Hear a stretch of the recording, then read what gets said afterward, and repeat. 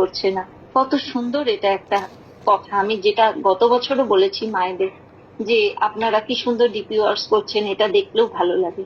কিন্তু এই DP works করতে গেলে যাজনের প্রয়োজন, আর যাজনটা প্রতিদিন, প্রতি নিত্য নৈমিত্তিক আমাদের যাজন করতেই হয়।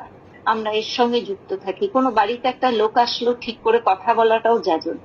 তাকে ঠিক করে খেতে দেয়া, তাকে আপ্লুত করে আন্তরিকতায় টেনে নিয়ে যাওয়া, তাহলে নয় সে বাইরে গেলেই বুঝবে যে আচ্ছা এই মাটি আমার সঙ্গে খুব সুন্দর করে কথা বলেছেন, আমি আপনাদের কথা বলছি, আমার কথাও বলছি।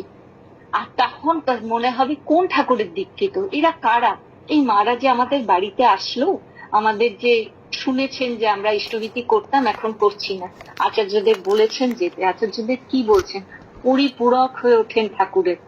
যদি আমরা পুরোপুরি ঠাকুরকে ভালো না বাসি, মন দিয়ে প্রাণ দিয়ে দুবেলা প্রার্থনা না করি, নাম ধ্যান না করি, তাহলে আমাদের মন থেকে এটা বেরোবে না।